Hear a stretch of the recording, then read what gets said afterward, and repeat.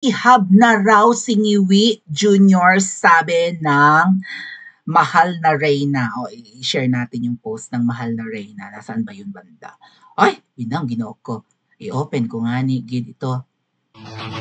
Mamaya ka na tumugtog dahil. Oh, nasaan yung banda? Okay, sige. So, nag-post ang Mahal na Reyna, Edwin Hamora, patungkol sa hanash ni Mangga ngayong araw. Ngayong araw ba ito? Yeah, kanina. Alam mo, kaya nagtataka ako kung bakit ang mga Iminatics na hindi ayaw nilang matawag na sila ay DDS, ay grabe ang pagsamba kay Mangga. Katakataka, no? Dutertista raw sila, baka Duterte raw sila, hindi nga nila matawag ang sarili nilang DDS. Kasi nga galit sila sa DDS noon eh.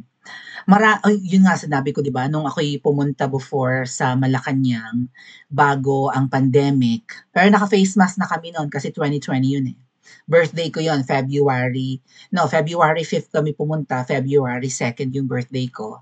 That was in 2020, bago mag-lockdown sa Pilipinas nung pandemic. Mga naka-face mask na nun kasi umabot na ng Pilipinas yung COVID. So pumunta kami sa Kamangyang, ang kasama ko sa pagpunta sa Palace, of course, sana dapat nga mamimit namin si Pangulong Duterte noon, ay ang mga Marcos loyalists. At napakarami po, almost everyone na kasama ko sa tour na yon sa Malacanang ay galit sa mga Duterte. Sabi ko, ba't kayo galit sa mga Duterte? Di ba ipinalibing naman ni PRRD sa libingan ng mga bayani si Senyor. Takang-taka ako. Bakit sila galit? So itong mga makamangga na yung mga double agents na iba, no wonder galit sila sa mga Duterte. Kaya ayaw nilang matawag na DDS. Kaya tawag nila sa kanila, mga Dutertista, naniniwala sa Dutertismo. Bernakis. So may hanash si Mangga kanina, mga ate at kuya.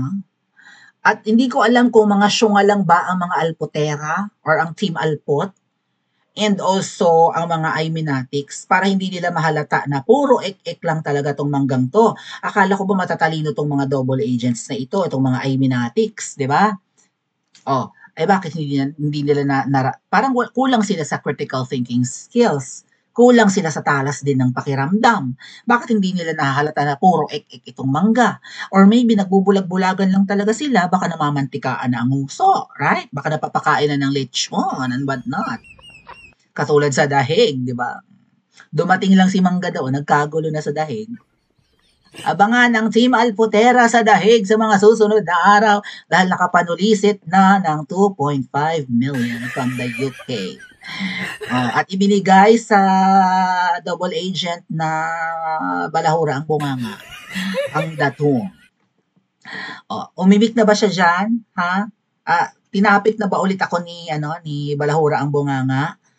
Nag-live na ba siya? Nagla-live ba siya every other day? O hindi na niya kailangan kasi sagana na siya. Financially independent, mukhang nananamasa na, hindi na sa solicitation.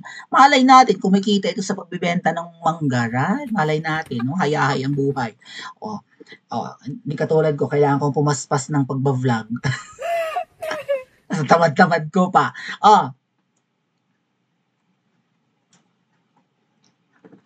May hanash na naman pala si Mangga kanina. Mahal ko ang aking kapatid. Singiwi nga yan. Hindi magmamaliw yan. Okay ng ina, para kanta lang eh. Hindi magmamaliw. May ganun kanta, di ba? Kung nais mong matanong, buksan ang aking puso. At tangin na pulburon ang itinatago. Sabi nung kanta. Parang may ganong kanta, no? Hindi magmamaliw yan kahit kailanman, kaya lang hindi ito ang turo ng aking ama. Okay, mahal daw niya ang kanyang chupatembang. Ano yung context kung bakit niya ito sinabi kanina? Hindi naman mawawala ang pagmamahal ko sa kapatid ko. Kaya lang hindi ganito ang turo ng aming tatay. Hindi ganitong public service. Yun ba ang punto niya? Lumabas ka sa kakalsadahan, Mangga. Sumali ka sa rally sa labas ng lower house. Total, kalaban mo, mukhang ang pautot mo, kalaban mo si Tambaloslos eh. Day 2 na ngayon, mamaya, day 2 na ng rally sa labas ng lower house o dyan sa kongreso. Sumali ka sa mga Pilipino doon, 3 araw ang rally. Kung hindi ganyan ang turo, alam niyo mga ate at kuya, sa mga hindi siguro nag-grasp pa kung sino ang mastermind sa korupsyon, of course, hindi si Tambaloslo. Ingiwi yan. Sino ang dapat hagupitin ng taong bayan? Sino ang dapat sisihin kung bakit ngayon tayo nakakita, first time, na sobrang talamak, sobrang laki, sobrang tindi ng korupsyon.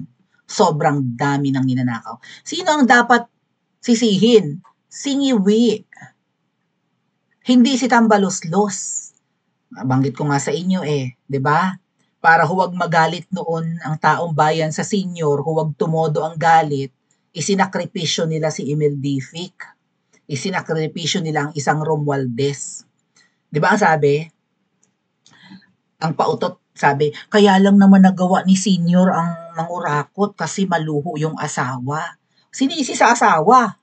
Kaya nga sabi ko, kaya tinaga si Imelda nun sa isang event. 'Di ba? Tinaga siya talaga. Balak siyang syoktayin. Puro sugat din Kaya daw ipa-plastic surgery pero hindi daw nila ano daw yung badge of honor or alaala ng sakripisyo ng poke ng ina. Noon pa man puro ek-ek na rin ang pamilyang ito, 'di ba? So, imbis na mabunton yung galit ng taong bayan sa senior, isinakripisyo na lang nila si Emil Dific. Doon nagalit. Ikaw ha, maluho ka kasi kaya tuloy, no? Marami kang kapritsyo, mahilig ka mamili, di ba? Tuloy, nangurakot ang asa. Doon sinisi. Bakit? Kung hindi mangungurakot yung senior, iiwanan siya ni Imelda? Ganun ba yon?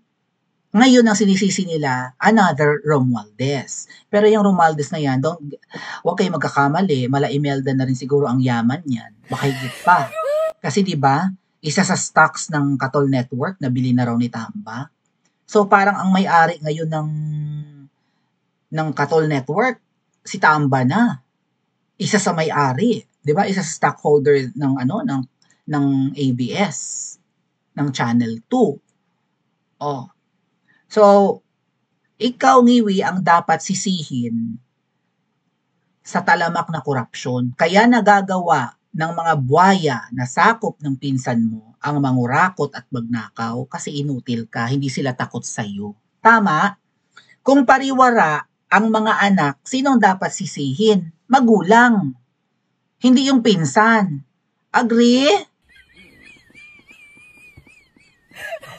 Tama ba? Tama yung analogy natin. Kung mga pariwara ang mga anak, aksisihin mo yung dumidisiplina. Lalo na yung tatay. Wala Puro magnanakaw na yung anak. Ba't mo sisisihin yung pinsan mo? Agree? Or bakit mo sisisihin ang mga yaya ng mga bata kung bakit natutong magnakaw ang mga anak mo? Ikaw ang magulang. Ikaw dumisiplina dyan. Ikaw ang haligi ng tahanan. Mukhang inutil nga Or baka papit lang. Nagkukunwari lang ang nahaligi ng tahanan niyang Ngiwi na yan. So, karami mong ek-ek Mangga. At hindi, sabi mo, hindi ganyan ang turo ng tatay mo. Ba't hindi mo turuan ng kapatid mo? Again, kung halimbawa mga ate at kuya, no? Ako nasa sitwasyon ni Mangga. Kung kapatid ko ang presidente, at ang turo ng magulang namin ay, mga anak, kung sakaling kayo ay mabigyan ng pwesto sa gobyerno or sa pamahalaan or sa public office, huwag na huwag kayo magnanakaw. Galingan ninyo. Kasi wala tayong may ipagmamalaki sa mundong ito kundi ang malinis nating pangalan. Huwag niyong mantsahan. Kasi kami ng inyong nanay, Okay? Iningatan namin ang pangalan natin para sa tuwing lalabas tayo, hindi tayo pinagtitsismisan, hindi tayo nilalait ng ating kapwa. Okay? Alagaan niyo ang pangalan na iningatan namin ng inyong nanay or naming mga magulang ninyo. Yan ang turo ng tatay namin. Tapos itong kapatid ko, pag upo, concert, lakwatsa, inutil, tumatabingi ang panga, ay poki ng ina mo ka kapatid, susugurin ko ang palasyo. Lumabas ka dyan at bibigwasan ko ng isa ang panga mo. Ha, hindi na mapakali. Naniniwala kayo mga ate at kuya na hindi alam ni Mangga or hindi aware si Mangga na nagpupulburon ang kanyang kapatid. Eh hindi na nga mapakali ang panga nito eh. Okay? Or ng kapatid niya.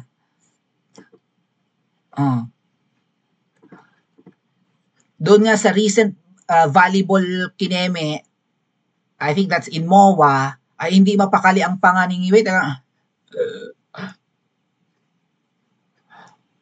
manifestation yan ng Coke Joe, mga ate at kuya. Ibig sabihin, nagkokokaina. Nagpupulburon. Kaya hindi mapakali yung panga. Besides Mangga, even yung anak mo, hindi rin mapakali ang panga. Sino nga yun? Matthew Manutok? Right? Hindi rin mapakali ang naninigas din ang panga. So, ang sinasuggest nga po ng mahal na Reyna, gets na namin yan, Aimee. Gets na raw na, na alin? Na, ano ang na-gets ni mahal na Reyna? Na mahal niya ang kanyang kapatid. Okay? Gets na namin na mahal mo ang kapatid mo. At kung mahal mo, iparehab mo na ang kapatid mo. Yan din yung sinadjust si Spoke Sari Roque, mga ate at kuya. Mangga, kung hindi ka pa aware at kung talaga nagbubulag-bulagan ka or nagsusyunga-syungahan ka lang, halata naman sa kapatid mo na may bisyo. Dumudugo na yung gums ng mga nakaraan. Right? Nakaraang buwan. Dumugo na yung gums. Hindi pa mapakali ang panga. Lutang. Okay? Tapos ganyan yung performance. Talamak ang droga sa Pilipinas. Bumabaha ng droga sa Pilipinas. Dumarami ang adik. Kasi nga, ang sinabi ni Ngiwi, itutuloy niya ang nasimulan ni PRRD, ay iba naman ang ginawa. Mukhang protektado ang mga drug lords ngayon. Walang napaparusahan. May masasabat, may mahuhuling mga palutang-lutang na droga sa dagat or kung saan man, mahaharang sa Alitagdag, Batangas. Pero walang naparusahan na drug lord. Malay natin kung chinap-chap, ano tawag doon? Malay natin kung pinarte-parte na yung mga na sabat na droga. Walang update doon eh, right? So, kung mahal mo ang kapatid mo, iparehab mo. Ano sabi ni Spoke Sari Roque? Tanggapin ng pamilyang yan ang katotohanan na may bisyo ang nakaupo. At krimen yan eh. Ipinagbabawal na droga. May pulveron video. Sinasabi nila AI. Sabi nga ni Miss Marley, kakasuhan niyo ako ng lumabas yung nag-forensic nung video na ito ay hindi AI, na ito ay hindi edited, ito ay raw na video, right? Lalabas daw yung nag-forensic na yon sa US, sabi ni Miss Marlica, para mapatunayan na hindi AI yung video. Hindi yata nila kinakasuhan si Miss Marlica, ibang tao ang inuutos nilang magkaso eh. Yan, sinasaldi mo, si Melquiade, si Melionario, tsaka yung mga designers, si Quinones, at tsaka yung isang wala na, tapos na yung kaso, si puting ahas yun eh. Literal na maputi. Ano pangalan ng poke ng inang yun? Yun sa Okada. Yung kulot ang buhok. Si Avel? Yan. So, habang kailangan kasi magparehab. Otherwise, baka wala na, masira na lang. Well, sana nga, matuluyan na siyang poke ng ina siya. Kung hindi man matuluyan, sana mabaliw. Nakakaaning ang droga, di ba? Sige pa, ayaw mo tumigil, matanda ka na. Katulad nun, nag-toss ng bola sa recent volleyball event, o hindi mapakali ang panga, confident na confident. Mukhang si Ngiwi ay humuhugot ng confidence sa pulburon. Sabi, balik tayo sa sinabi ni Spoke sa Roque, iparehab nyo yan, meron namang designated na hahalili sa kanya habang hindi niya kayang gampanan ng trabaho. Andyan nga si VP Sara, yan nga ang mandato ng Vice President. Habang nagpaparehab si Ngiwe, say 1 month, 2 months, baka kayanin ng ganon. But I think abutin siguro 6 months yan. Hayaan mo nang mamuno ang isang Duterte ay ayaw talaga.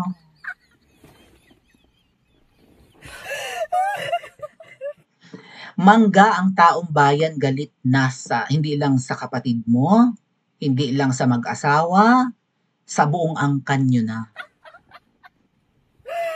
Kung sa tingin mo ang pagkakaroon ng mga double agents na makamangga ay makakatulong para mabawasan yung galit ng taong bayan sa'yo o sa pamilya nyo, balita ko sa rally kanina sa labas ng Batasan Complex sa Kongreso, pinlay daw yung video ni Ngiwi at pinalakpakan pa raw. Kasi mukhang na-infiltrate na naman ng double agents yung rally kanina sa labas ng Kongreso or sa harapan. Pinlay daw at yung sinabi ni Ngiwi na, ay kung hindi lang ako ang presidente, sasama ako sa inyo sa rally sa Luneta. Ay, so ang kontrabida pala talaga sa Pilipinas ngayon si Tambaluslos lang. Kasi pinopromote pa yung sinabi ni Ngiwi.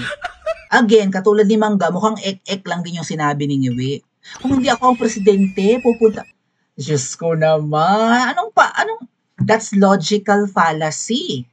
Naalala nyo nung I think, nung kakakapanalo pa lang ni Tatay Digong, right? Maybe pagkatapos yun ng kanyang unang SONA, June 30? Was it June 30? No, mga July, ang SONA laging July yata. So, first month ni Tatay Digong, na maalin man June or July, pero feeling ko nung SONA ng July, unang SONA niya, may mga nagrarally sa labas na mga dilaw, at makakaliwa, mga anti-Duterte. Lumabas si Tatay Digong Di ba hinarap niya yung mga rallyista, tandaan nyo? Ganun katapang si Tatay Digong. At di ba, kumbaga, welcome sa kanya na kinikriticize siya. Kinausap niya yung mga rallyistang galit na galit. Ikaw Ngiwi, kung totoong seryoso ka, wag mo kaming palusutan na, ay, presidente kasi ako, gago ka? Bakit? Hari ka? Alila ka ng taong bayan, kasi sinisweldohan ka ng taong bayan, pinapalamon ka gamit ang pera ng taong bayan. Huwag mo kaming dramahan na hindi ako, gusto ko sanang sumali sa rally sa Luneta sa 21, paparating na linggo. Kaya lang, presidente kasi ako. Okay lang, anong kalusot yan? Huwag ka talagang tutungtong ng Luneta, baka may mambato sa'yo. Baka mata mo lang ang walang latay. Kaya dinadivert nila ngayon yung galit, di ba? Kay Tambaluslos. Just like what they did nung galit na ang mga Pilipino sa tatay nila. Kay Imelda, i-divert yung galit. Maluho ka kasi. Puro ek-ek. Kaya again, Mangga, kung mahal mo yung kapatid mo, alam mo ang dapat gawin. Napapariwara, hindi lang ang kapatid mo, buong bansa. Sa kung ano mang bisyo meron siya. Binudol mo nga si na Miss Maharlika, di ba? At saka kung sino-sino pa, nagkasundo na kayo noon sa iisang GC. I think saksi dyan si Daryl Yap. Magpapa-interview ka na dapat sa GMA7 at aaminin mong bangag ang kapatid mo. Nag-back out ka. So anong klaseng pamilya tong mga kababayan? Mambubudol baga? Pa-comment po sa comment section at mag-like and subscribe din po kayo.